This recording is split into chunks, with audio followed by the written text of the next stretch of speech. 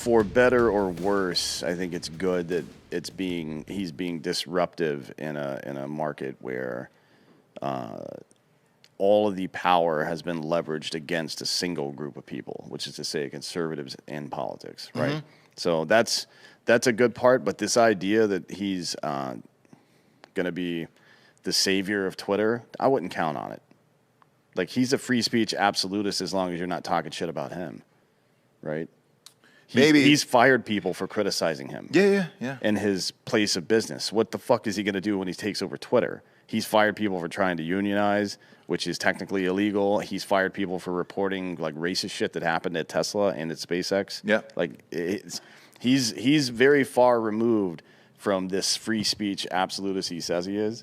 Well, he's not racist. He's the first African American to make a play for a major social media network. Yeah. He's also been really friendly with China, which should give you pause, right? If you're jumping on the I love Elon bandwagon, you should probably take a moment to consider how cozy he is with China. Now, I'm willing to have a conversation about that because I think a big part of it is that he makes electric cars and he makes fucking rockets and he can't get microprocessors unless he goes to China. Right. I understand that.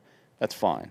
I mean, it sucks, but why not, instead of trying to buy Twitter for $43 billion, why not build some microprocessor plants in middle America, right, where there used to be coal miners and fucking steel workers and now that's gone?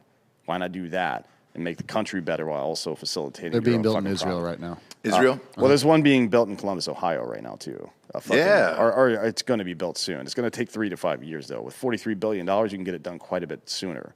Yeah, you can do it quicker. So, you know, I don't know. He's certainly a libertarian, economically speaking, but he's, got a massive ego, just like any other powerful person. They all have egos. It's important to figure out a way. Like, the best leaders are ones who tie their egos to the public good in some way, right? Like Augustus Caesar, making sure that food deliveries were good and that crime was low in first century Rome. The second triumvirate did a really good job of that. The Pax Romana, the longest period of peace in Roman history.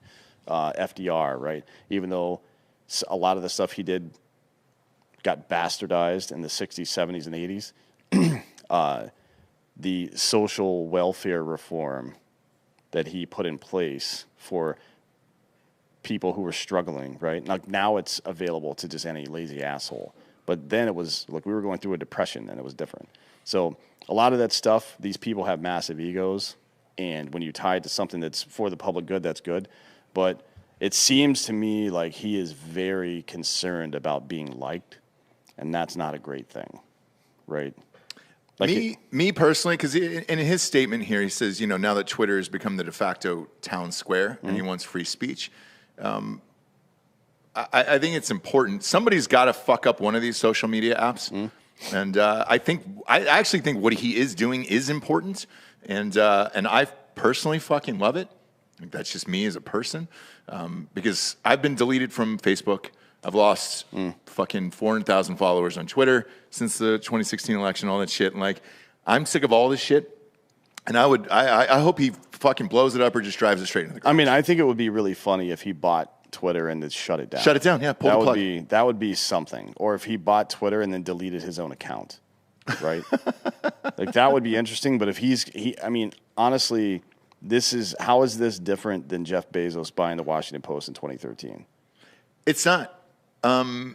It really isn't. And if it's going to be done, though, at least I want somebody from my side on it. Yeah, I mean, well, he's not on your side. He's on his side. Be real about that. To make sure you understand that that's how it works. But he's definitely not on the side of the establishment. So at least there's some kind of fucking conflict that's going on there. Yeah. I mean, and if he's going to allow freedom of speech and not censor shit and everything, I mean, dude, well, we were on YouTube less than 10 seconds today. Yeah. And we got flagged. Yeah, I mean, he says that he's a free speech absolutist. But again, anytime anybody's fucking talk shit about him, he's gone after him.